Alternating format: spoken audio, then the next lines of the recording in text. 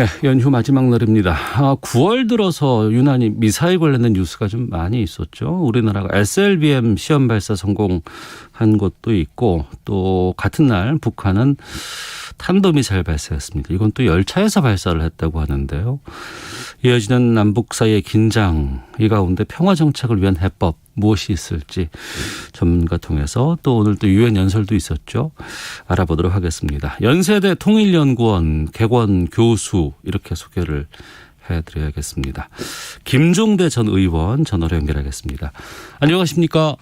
네, 안녕하세요. 예, 추석 명절에 인터뷰 응해 주셔서 고맙습니다. 아이고, 감사합니다. 예. 먼저 지난주에 우리 군이 도산 안창호 하면서 SLBM 이 발사 시험 성공했다고 하고 이게 세계 7번째 SLBM 보유국이 됐다고 하는데 이 SLBM이 어떤 건지 이게 어떤 의미를 갖는 건지를 좀 설명해 주세요. 예, 말 그대로 이제 수중 발사 미사일, 즉 잠수함에서 네. 발사하는 탄도 미사일입니다. 네.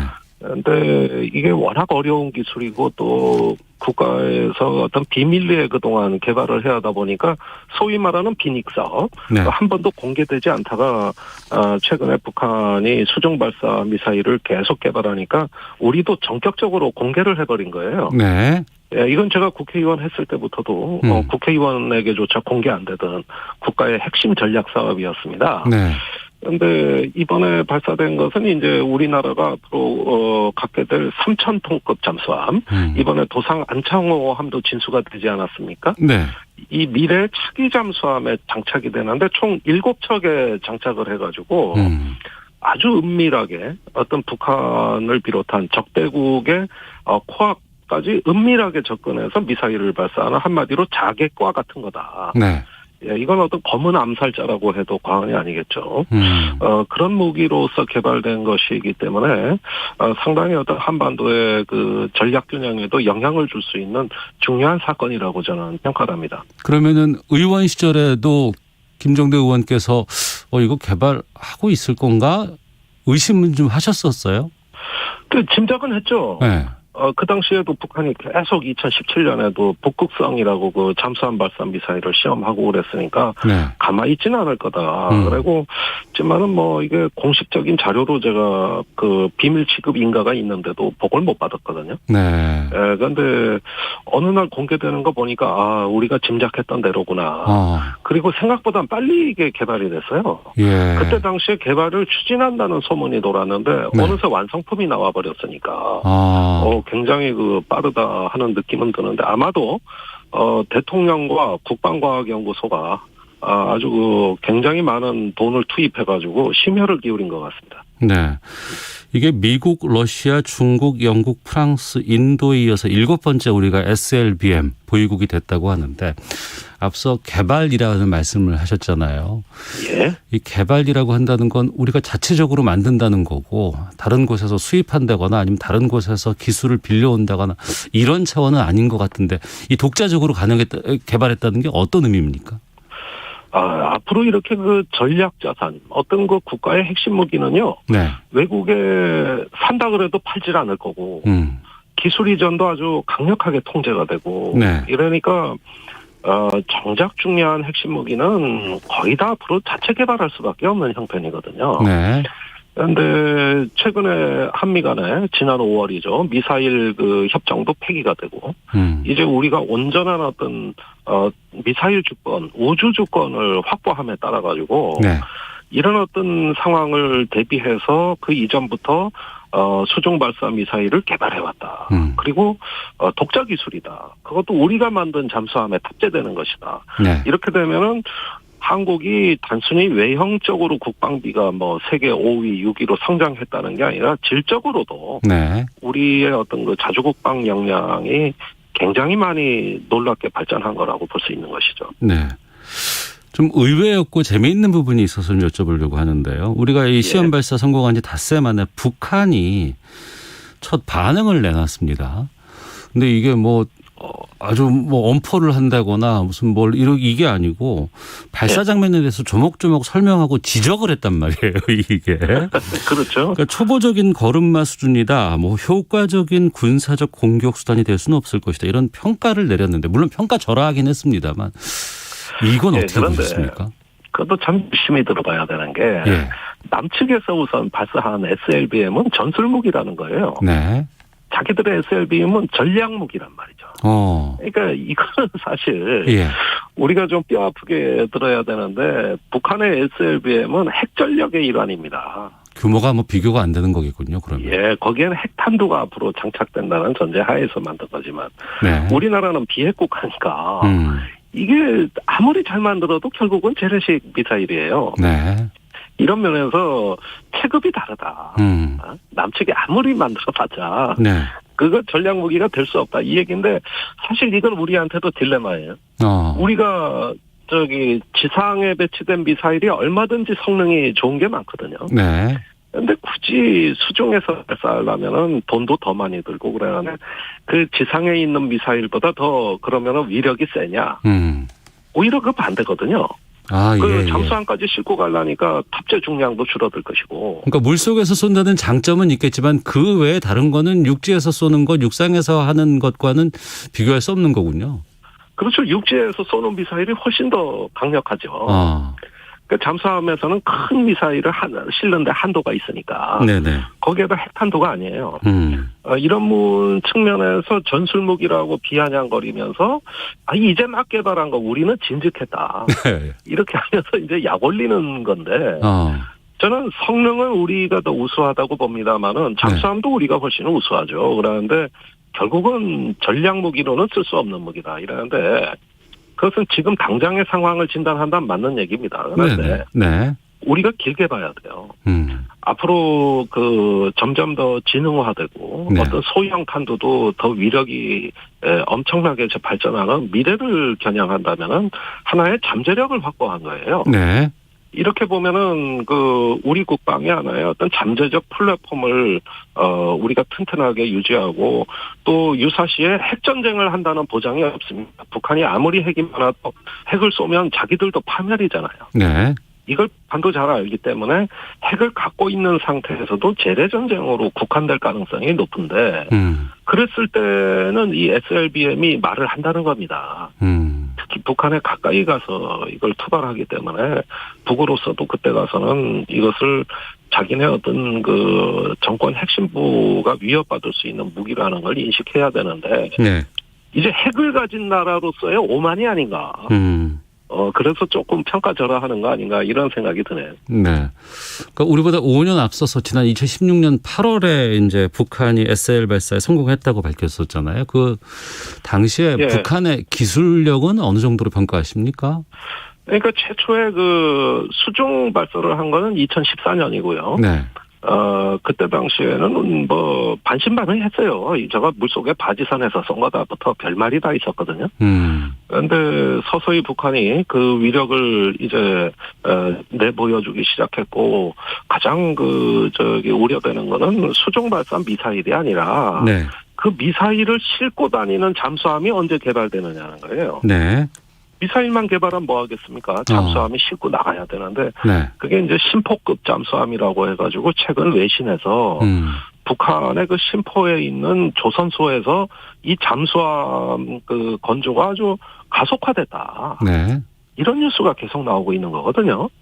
그렇다면은 얼마 있으면 남북한이 비슷한 수준, 어떤 거의 대등한 수준의 장비를 보유하지 않겠느냐. 네. 그런 면에서 이건 또 하나의 남북한 군비 경쟁이라고 볼 수 있는 것이고요. 물론 우리가 기술이나 제조업 능력에서는 북한을 엄청나게 앞서가고 있지만은 북한도 오래전부터 이 장비를 개발해 왔고 또 수없이 많은 실험을 해본 만큼 네. 절대 그 수준을 무시할 수 없다. 그런 만큼 저는 남북한이 비슷한 수준이라고 봅니다.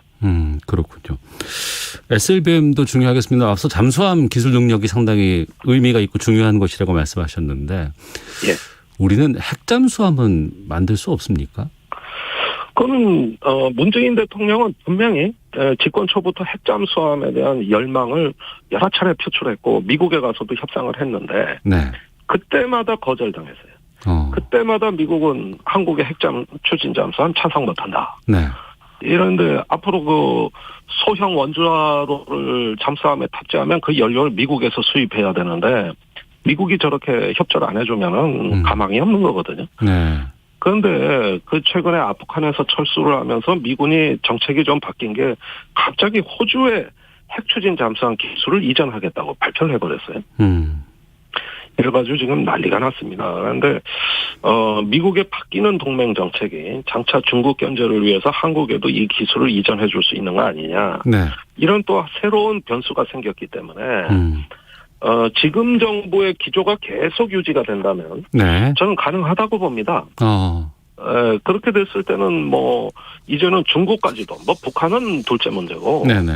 이제 한국이 중국 자기네를 견제한다고 생각하고 나설 가능성이 아주 높고 이것은 동아시아 세력 균형에도 중대한 영향을 주게 됩니다. 네.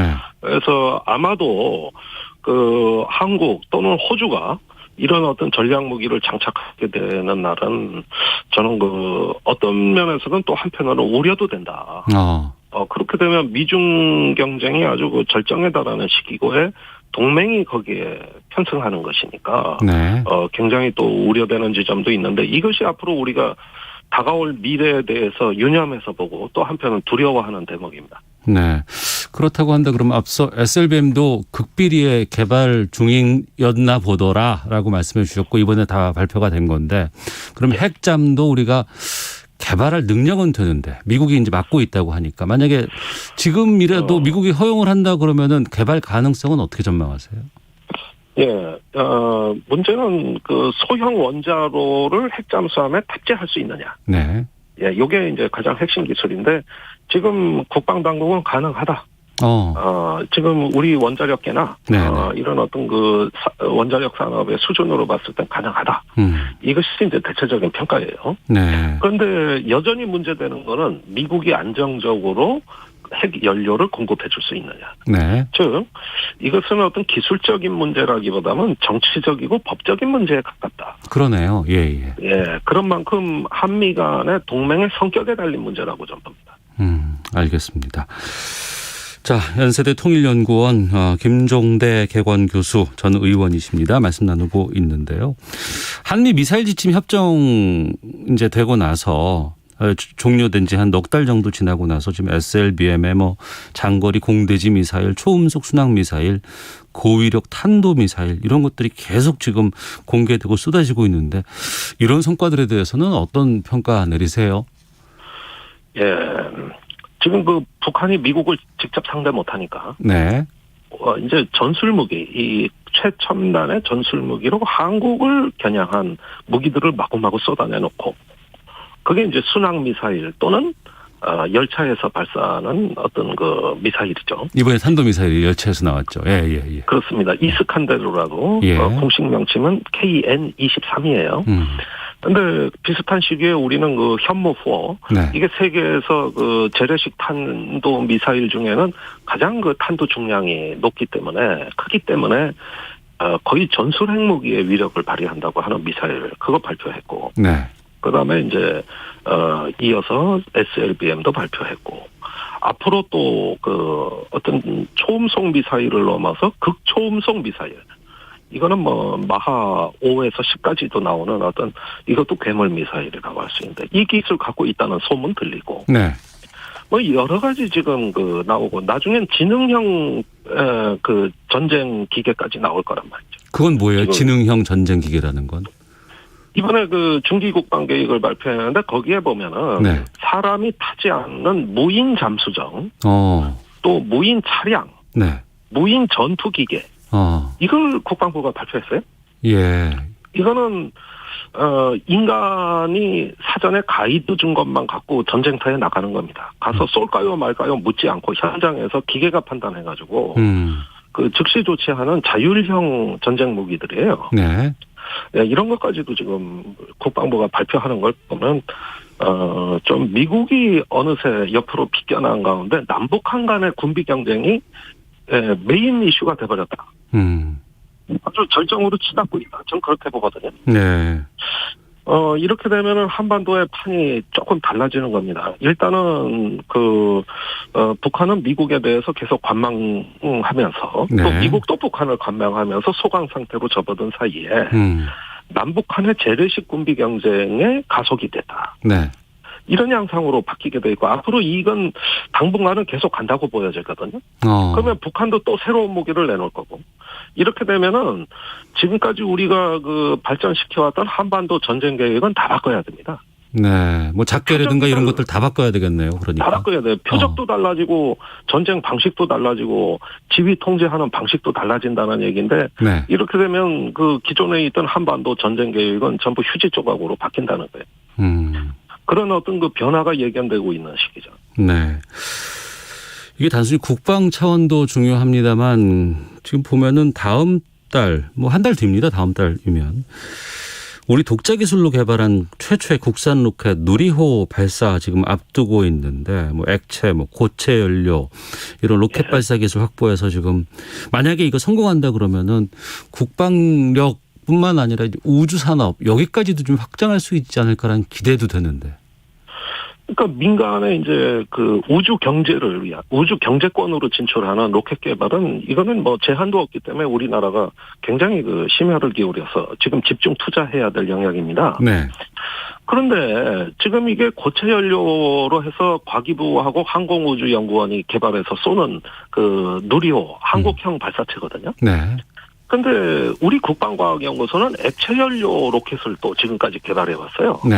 그래서 국방은 액체파, 민간은 고체파 이렇게 구분돼 있는데, 근데 이것이 실제적으로 성능을 발휘하려면은 하이브리드 로켓이 돼야 됩니다. 액체 로켓하고 고체 로켓을 다 싣고 가야 돼요. 네. 그래서 이걸 하이브리드 복합 로켓으로 가야 되는데 지금까지 두 부서가 별로 교류가 없었고 또 관할권 싸움을 하다 보니까 각자 미래를 설계했단 말이죠. 네.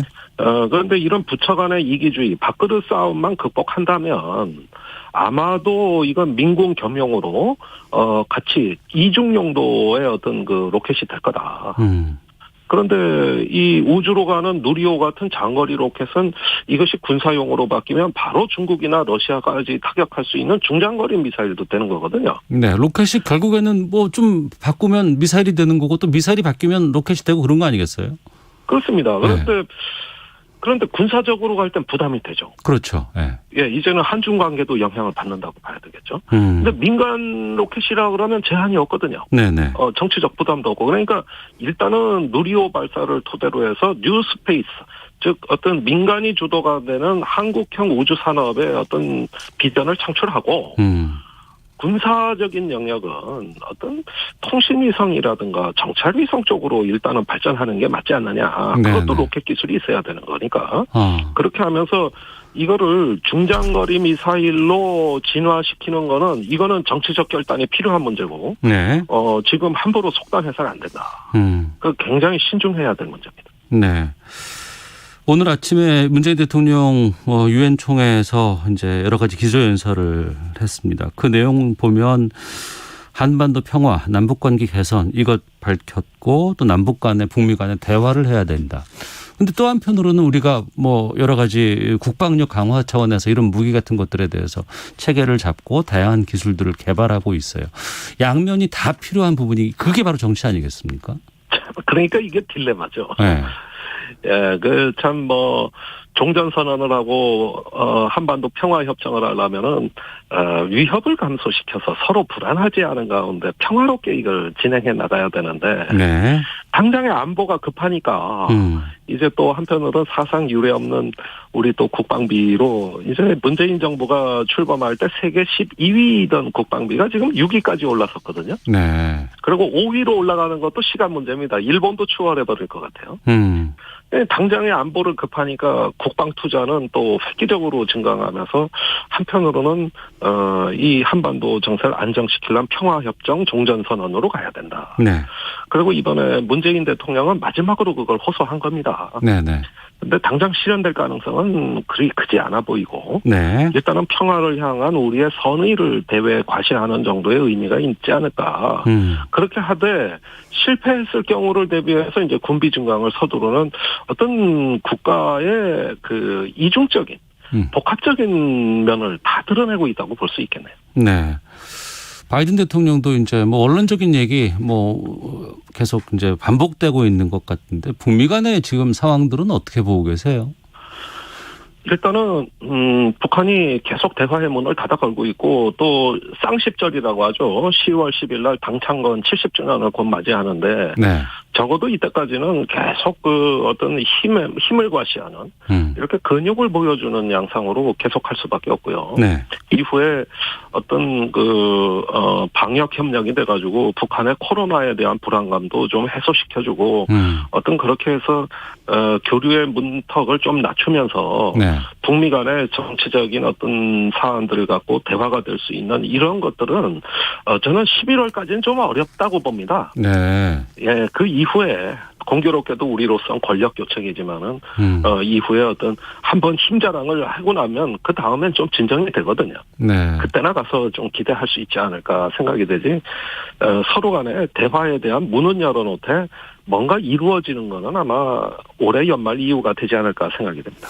혹시라도 북한이 좀 인내하지 못한다거나 시점이 이건 아닌 것 같은데 해서 만약에 추가 도발 같은 것들 일으킬 가능성은 어떻게 보세요? 예.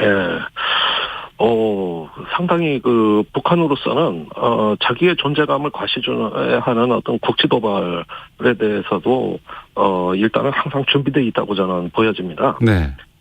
그러나 분명히 지금은 이전에 싱가포르 회담이라든가 하노이에서 불발됐지만 어쨌든 평화에 대한 모멘텀, 그다음에 남북한의 판문점 군선언과 9.19 공동 군사 합의서는 그대로 효력을 발휘하고 있습니다. 네네. 예, 따라서 아무리 파국으로 가더라도 최소한의 규범적인 틀은 유지되고 있고 평화의 플랫폼은 깨지지 않았다. 이것은 서로 먼저 깨려고 하지 않을 거다. 그런 면에서 다소 안보에 불안이 있는 건 사실입니다만은 이런 가운데서도 우리가 평화를 향한 일관된 어떤 비전이라든가 노력 이런 걸 통해 가지고 한반도 정세는 관리할 수 있지 않을까 생각합니다. 알겠습니다. 2018년 그때만 해도 정말 곧 통일되는 거 아니냐 이렇게 생각할 정도로 참 남북한 간의 상황들이 급변했던 시기가 있었습니다. 그런데 지금 이제 문재인 대통령 임기 마지막 앞두고 있는 상황에서는 끝이 잘 어떻게 갈지 보이지를 않고 있는 상황인데 또 내년 3월이면 또 대선 앞두고 있는 상황인데 여기서 우리가 어떤 좀 스탠스를 취해야 하는 게 바람직하다고 보세요? 저는 욕심을 좀 안 냈으면 좋겠어요. 욕심을 내지 말자. 예. 지금 당장은 뭐가 풀릴 만한 시점이 아니라는 현실을 인정하고, 네. 일단은 권력 교체기에 특히 대선 와중에서, 한반도 정세가 불안해지지 않도록 관리하는 어떤 냉정 침착한 자세를 주문하고 싶거든요. 네. 예, 그 이후에, 새로운 정부로 어떤 평화를 구조화시키는 새 역사의 장을 여는 어떤 임무는 이월된다고 보고 있습니다. 그런 만큼, 지금 당장 우리의 힘을 키워가지고, 안보를 해결하는 것도 좋지만, 그런데 국방위를 투입하면 할수록 이상하게 안보는 더 불안해지는 게 안보의 속성이거든요. 네. 이게 바로 군비 경쟁의 냉정한 논리입니다. 그렇다면 이런 노력만으로 우리 안보를 달성할 수 없다는 사실을 깨닫고 어떤 항구적인 평화의 비전을 만드는 그런 새로운 정치적 에너지를 기대해야 되지 않을까 생각됩니다. 알겠습니다. 여기까지 말씀 듣겠습니다. 고맙습니다. 네, 감사합니다. 네, 연세대 통일연구원 객원 교수십니다. 김종대 전 의원과 함께했습니다.